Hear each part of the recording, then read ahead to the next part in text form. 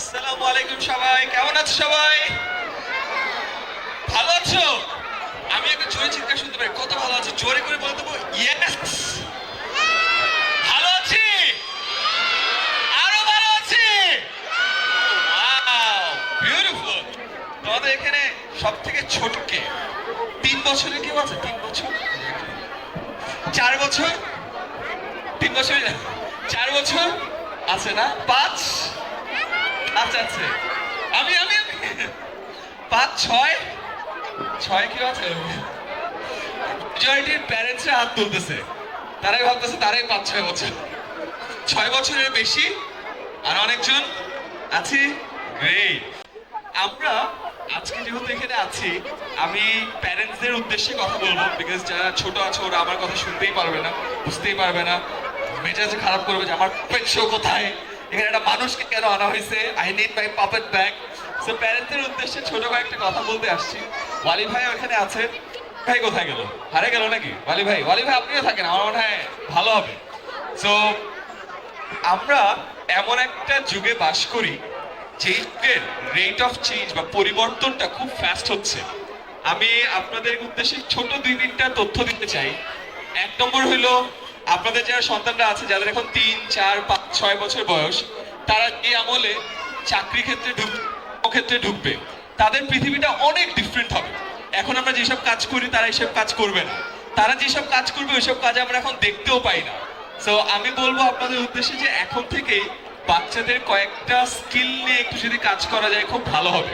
আপনারা আগে 21st century skill set নিয়ে শুনেছেন যে একবিংশ শতাব্দীতে যেসব স্কিল দরকার, সেই সব স্কিলগুলোর মধ্যে একদম প্রথম স্কিল হলো problem solving, critical thinking, mathematical reasoning. আমার মনে হয় এই সব পত্র নিয়ে আপনার প্যারেন্টসদের এখন থেকেও যদি একটু বাচ্চাদেরকে একটু একটু করে সচেতন করে তাহলে খুব ভালো হবে। ওয়ালি ভাই আমার খুব প্রিয় একটা মানুষ। ওয়ালি ভাইকে দেখতে অনেক বয়স্ক মনে হয়, আসলে ওনার বয়সটা তো বেশি না, দাড়িটারি একটু পাকাইছে অন্য কারণে মনে হয়। ওয়ালি ভাই একটু সামনে যদি চলে আসেন। ওয়ালি ভাইয়ের সাথে আমার একটা জায়গাতে খুব হিংসা হয়। আমি একটু সিনিয়র মানুষজনকে নিয়ে কাজ করি, ওয়ালি ভাই খুব বাচ্চাদেরকে নিয়ে কাজ করে, বাচ্চাদের নিয়ে কাজ করে একটা আলাদা অনুভূতি আছে, একটা ডিফারেন্ট এনার্জি কাজ করে।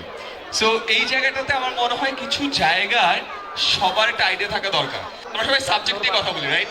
অঙ্ক, বিজ্ঞান, বাংলা, সমাজ, কৃষি শিক্ষা, এটা বাট আমার মনে হয় যে আমাদের এখন সময় আসছে ফান্ডামেন্টালস নিয়ে কথা বলতে। ম্যাথমেটিক্যাল রিজনিং শেখানো খুব দরকার। ওয়ালি ভাইদের খুব সুন্দর একটা প্রোডাক্ট আছে, সিঙ্গাপুর ম্যাথস, আপনারা ট্রাই করে দেখতে পারেন। ল্যাঙ্গুয়েজ স্কিলস খুবই ইম্পর্টেন্ট। আপনার বাচ্চারা যেই জগতে থাকবে ওই জগতে ইংলিশ শিখতে পারা এবং জানাটা খুব বেশি দরকার, বিকজ তারা গ্লোবাল সিটিজেন হবে। তারা শুধুমাত্র বাংলাদেশে পার্টিসিপেট করবে না, সারা বিশ্বে পার্টিসিপেট করবে। মোর দেন দ্যাট, আমি চাই যে আপনারা আপনাদের বাচ্চার প্রবলেম সলভিং নিয়ে একটু চিন্তা ভাবনা করেন। আমার কাছে মনে হয় যে এই মানুষটা বিগত 10 বছর নিয়ে প্রচুর কথাবার্তা বলছে প্রবলেম সলভিং নিয়ে। আমার কাছে মনে হয় সেশনের এই পার্টে আমি তো ওয়ালি ভাইকে বলতে বলবো যে প্রবলেম সলভিং এর এই পার্টিকুলার জায়গা বা ক্রিটিক্যাল থিঙ্কিং এর পার্টিকুলার জায়গাটা আসলে বোঝানো কঠিন যে প্রবলেম সলভিং মানে কি, ক্রিটিক্যাল থিঙ্কিং মানে কি। এই জিনিসটা যদি একটা ছোট্ট আইডিয়া দিতে, তারপরে আপনারা একটু এলাবোরেট করবো।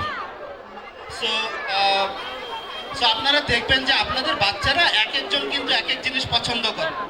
কেউ ছবি আঁকতে পছন্দ করে, কেউ ক্রাফটিং করতে পছন্দ করে, কেউ হয়তো কিছু একটা জিনিস কিনে নিলে ওটা ভেঙে ভেতরে কি আছে সেটা দেখার চেষ্টা করে। সো এই যে আমাদের প্রত্যেকটা বাচ্চা কিন্তু ডিফারেন্ট ডিফারেন্ট ভাবে আসলে প্রথম থেকেই ক্রিয়েটিভ, কিন্তু আমরা যেটা অনেক সময় ভুলে যাই বা ভুল করি সেটা হইতেছে অনেক বেশি তাদেরকে ফান্ডামেন্টাল যেসব পড়াশোনা লাইক এবং স্কুলে ভালো রেজাল্ট মার্ক এগুলোর পেছনে অনেক বেশি জোর দেই বলে তার ভেতর থেকে আস্তে আস্তে আস্তে আস্তে এই ক্রিয়েটিভিটির যে বীজগুলো আছে সেগুলো একটু মরে যায়। সো আমাদের এই জায়গাতে আমি ওয়ালি ভাই এখানে একটু আমার মনে একটা উদাহরণ পাইছি। যেমন আমি বলি, বাংলায় 100তে 100 পাইছি, কিন্তু বাংলায় কথা বলতে ওর অনেক অসুবিধা হয়। এখন আমি বলি, ওই 100 যে পাইলো, এই 100 কিন্তু পরীক্ষার খাতায় পেলে আপনার ভালো লাগলো, আপনার সন্তানের হয়তো বা ওই মোমেন্টটাই ভালো লাগলো, বাট এটা কিন্তু কোনো ইউটিলিটি নেই। সে যদি বাংলায় নিজেকে উপস্থাপন করতে না পারে বা বাংলায় কিছু একটা লিখতে না পারে। আমাদের বাংলা রচনা পড়ছি, বা আরো একটা উদাহরণ দিই, আমরা ভাবসাম্যকরণ পড়ছি, তাই না? স্বাধীনতা অর্জনের থেকে স্বাধীনতা রক্ষা করা কঠিন, কি মানে ছিল কিছু বুঝি নাই, বাট মুখস্থ করে লিখে দিয়ে আসছি। 24-এ এসে মনে হয় এটা বুঝতে পারছে, আরে আসলেই তো স্বাধীনতা অর্জনের থেকে রক্ষা করা, এটার মানে ছিল এইটা, বা বাগধারা পড়ছিলাম এটার মানে এইটা, বাট কখনো অনুধাবন করি না যে এটা ট্রু মিনিংটা কি। আমার কাছে মনে হয় সন্তানদের এই জিনিসটা অনুধাবন ক্ষমতা তখনই বাড়ে যখন আপনারা প্যারেন্টসটা তাদেরকে আচ্ছা ভাব সম্প্রসারণ, আর তুমি একটা কাজ করো, যে ভাব সম্প্রসারণ আসে কি বুঝছো নিজে লিখো, 10-এ মেবি ওর 7 পাবে, যে মুখস্থ করছে ও 10-এ 10 পাবে, বাট আমি আপনাকে বলবো এটা একটা রং মেট্রিক। যে মুখস্থ করে 10-এ 10 পাইছে ওর ওই 10-এ 10-এর ভ্যালুটা নাই। যে মুখস্থ না করে নিজে বুঝে কিছু একটা লিখছে 10-এ 7 পাইছে, ওর লাইফ টাইমে ওটার কিছু হইলেও কাজে লাগবে, ওর ক্রিয়েটিভিটির বীজটা আপনি বপন করে দিচ্ছেন। এই জিনিসটা লাইফে একটা ইউটিলিটি আছে, বাট ওই 10-এ 10-এর কোনো ইউটিলিটি নাই। আমার মনে হয় ওই part of the creativity something that's very important. অনেক সময় আমরা ওই 10-এ 10-এর পিছিয়ে দৌড়তে যাই, ওই কোর পার্টটা হারায় ফেলি। সরি ভাই, আমি একটু মাঝে অ্যাড করে দিই। এবং এই কারণেই দেখবেন যে আমাদের যেমন একটা কোর্স আছে, নাম হচ্ছে স্টোরি মেকিং কোর্স। বাচ্চারা তারা গল্প লিখে এবং তারপর গল্প লিখে তারা প্রত্যেকটা পেজের ছবি টবি আঁকে, এবং তারপরে আমরা কি করি, ওই ছবিগুলো এবং লেখাগুলো নিয়ে বাচ্চাদের জন্য একটা তাদের বই তৈরি করি। ইট ডাজন্ট এন্ড দেয়ার।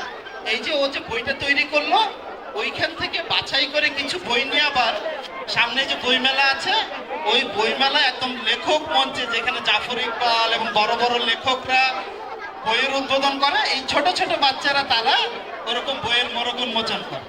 ওইখানেই শেষ হয় না, আমরা ওই গল্পগুলো নিয়ে আবার দুরন্ত টিভিকে দেই। দুরন্ত টিভি এই বাচ্চাদের লেখা গল্প, ছবি এগুলোর উপরে বেস করে টিভি শো করে, এবং সেটা আবার দেখে লাখ লাখ লাখ লাখ বাচ্চা। এখন চিন্তা করেন, আপনার 5, 6, 7 বছরের বাচ্চা যখন একটা বই লিখলো এবং সেই বইটা প্রকাশ হলো, ওর ভেতরে কি পরিমাণ কনফিডেন্সটা তৈরি হয়। এবং এই বাচ্চাদের ভেতরে যদি আমরা এই কনফিডেন্সটা এই বয়সে দিয়ে দিতে পারি, ওর সামনেই আর মানে 5 বছর বয়সে যদি ও এইটা করে ফলাইতে পারে, সামনে আর কেমন কি চ্যালেঞ্জ আসবে যেটা সে পারবে না। সো আমাদের সবসময় কাজগুলো একটু এই টাইপই থাকে, যে ইউনিক ক্রিয়েটিভ অ্যাক্টিভিটি, যেটার মাধ্যমে তারা যে জিনিসগুলো করতে ভালোবাসে সেই কাজগুলো করার মাধ্যমেই তার creative thinking, problem solving, values, empathy, এই ব্যাপারগুলো যেন তৈরি হয়। কারণ এটা তো সংজ্ঞা শেখানোর মতো নাই, ক্রিয়েটিভিটির সংজ্ঞা এটা, এভাবে তার হয় না। এটা শেখানো হওয়ার একটা খারাপ মাধ্যম আছে। যেমন আপনি যদি বড় যারা হয়ে গেছে, মনে করেন ওরা তো এখন 6-7 বছর বয়স, ওরা যখন ক্লাস 6-7-এ পড়বে, তাদেরকে জিজ্ঞাসা করবেন তোমার হবি কি, ওদের মাথায় আসলেও আসে গার্ডেনিং, কারণ ওদের হবি কিন্তু গার্ডেনিং না। আপনারা প্যারেন্টসরা জানেন যে ওদের কেউই কিন্তু এখন গার্ডেনিং করতেছে না, মেজরিটির হবি মেবি গার্ডেনিং না, বাট আসে কেন, বিকজ ও বাচ্চা গেলে মুখস্থ করে লিখছিল মাই হবি ইজ গার্ডেনিং। প্রবলেম ওইটাও না, প্রবলেম অন্যখানে। হবিটাকে গার্ডেনিং এর বাইরে যে চিন্তা করা যায়, এই চিন্তা করার ক্ষমতাটা আমরা একেবারে বীজ থাকা অবস্থায় নষ্ট করে দিই। আচ্ছা, এর থেকে ডিফারেন্ট কিছু একটা হবি হইতে পারে। মেবি আর্ট স্কাল্পচার হবি না, মেবি খেলনা ভাঙা ওর হবি, মেবি ওইটাই একটা জিনিস, রাইট? বাট এইটা আমরা চিন্তা করতে দেই না, এইটা একটা সমস্যা। সো দ্যাটস অ্যানাদার, अगेन আপনি বলতেছেন, আমি মাঝখানে মাঝখানে অ্যাড করবো। তুমি আমার জোর করে ধরে আই না, এখানে ঢুকাই দিয়েছো, আমি চলে যাচ্ছি, তুমি শেষ করো। না না না, সো দ্যাটস অ্যানাদার পার্ট। আমি বলবো যে এই জায়গাটাতে যদি আমরা সচেতন হই খুব ভালো হয়। লাস্ট একটা জিনিস বলতে চাই, পৃথিবীতে এখন একটা এআই রেভলিউশন চলছে, আর্টিফিশিয়াল ইন্টেলিজেন্সে। এটা এত কাজ করে দিচ্ছে যে আসলে অবাক লাগে যে দিন শেষে মানুষের কি কাজ বাকি থাকবে। এটা যদি এখন আমাদের ক্ষেত্রে সত্য হয়, আমি জাস্ট চিন্তা করছি ওদের ক্ষেত্রে কি সত্য হয়, ওদের ক্ষেত্রে ওয়ার্ল্ডটা কেমন হয়, এটা মেবি সাইফাই মুভিগুলোতেও এখনো দেখায় নাই, এমন জিনিসপত্র আসবে। এই জগতের জন্য প্রিপারেশনটা যেন ওদের হয়, এবং আমি বলতে পারি যে ওই জগতে ওরা আজকে বাংলায় কত পাইছে, অঙ্কে কত পাইছে, ইংলিশে কত পাইছে, এটা ম্যাটার করবে না। কি ম্যাটার করবে এটা আমিও জানি না, আমিও তখন বুড়া হয়ে যাবো, আমিও প্রবলি জানি না কোথায় থাকবো। ওদের টাইমের যে চেঞ্জটা আছে এটা ম্যাসিভ হবে, এবং এইটা আমার কাছে মনে হয় সবসময় গতানুগতিক ধারার শিক্ষাক্রম দ্বারাও কাভার করা পড়ে। কারণ আমাদের শিক্ষাক্রমটা এখনো আমার কাছে মনে হয় না যেই রেটে পৃথিবী বদলাচ্ছে ওই রেটে চেঞ্জ হচ্ছে। সো যেহেতু হচ্ছে না, আমাদের দায়িত্ব আমাদের সন্তানদের জন্য ফান্ডামেন্টাল যে জায়গাটা, ম্যাথমেটিক্যাল রিজনিং, ল্যাঙ্গুয়েজ স্কিলস, ওই পার্টটার জন্য তারা দক্ষ হচ্ছে। অ্যান্ড অলওয়েজ একটা জিনিস চেষ্টা করবেন, তারা তাদের ক্লাসের জন্য কম্পিট না করে, তারা যেন গ্লোবাল স্টেজে কম্পিট করে। আমরা আমাদের 10 মিনিট স্কুলে এই যে জাস্ট পরীক্ষা হলো, আমাদের প্রায় 1100 বাচ্চা ক্লাসে ফার্স্ট হয়েছে। আমাদেরকে তারপরে অফিসে ওদেরকে ডাকতাম, ডেকে অলওয়েজ জিজ্ঞাসা করতাম, আচ্ছা তোমরা লেখাপড়ার বাইরে কি করো, বিকজ ফার্স্ট তো হইছো, পড়ালেখায় ভালো, এটা জানার দরকার নেই, আমি বুঝছি তুমি ভালো, what else do you do? And তখন দেখি বাচ্চারা যখন পড়ালেখার বাইরে জিনিস বলে, তাদের চোখ মুখ জলছায় উঠে যায়, আরে এইটা করি। একজন বলে ভাই আমি ডিবেট করি, আরেকজন বলে ভাই একটু দাঁড়ান দাঁড়ান আমি একটা মেডেল দেখো, আমি ইংলিশেও ডিবেট করি। আচ্ছা ও ওয়াও। একজন বলে ভাই আমি গল্পের বই পড়ি, আরেকজন বলে ভাইয়া আমি না গল্পের বই লিখি, ভাই আমি দুইটা লিখছি। সো ওদের মধ্যে এই যে এক্সাইটমেন্টটা, এটা আমার মনে হয় যে মার্কস দিয়ে খালি হয় না। আর এই জিনিসটা আগেকার জামানায় অতটা ইম্পর্টেন্ট ছিল না। আমি আমার লাইফে খুব একটা এক্সট্রা কারিকুলার অ্যাক্টিভিটিস করি নাই, বিকজ আমার কাছে ফার্স্ট হওয়া ওয়াজ মোর ইম্পর্টেন্ট। কিন্তু আমার কাছে মনে হয়েছে রেজাল্টের খুব একটা ভ্যালু নাই, বাট আদার যেসব কাজ করছে ওটার ভ্যালু অনেক বেশি। So আমার কাছে মনে হয় ফার্স্ট সেকেন্ড থার্ড অফকোর্স অনেক বেশি ইম্পর্টেন্ট, বাট এর বাইরের স্কিলগুলো নিয়ে যদি আপনারা সচেতন হন বা আপনাদের বাচ্চাদেরকে এখন থেকে বলেন, that would be massively important. So এটাই একটা ছোট্ট অ্যাডভাইস থাকবে। আর যারা বাচ্চারা আসো, তোমরা অলরেডি নেক্সট সেশনের জন্য ওয়েট করছো, আমি তোমাদের জন্য বোর করবো না, আমি তোমাদের সাথে একটা সুন্দর ছবি তুলে রাখতে চাই। একটা ছবি তুলতে পারি আমাদের সাথে? Can we give a Thums up এভাবে? হ্যাঁ, অলরাইট, আসো আমরা বসি। ইয়েস, এখানে চলে আসো। এই তো রাইট, আসছে সবাই, সবাই এখানে রাখো তো, হ্যাঁ এরকম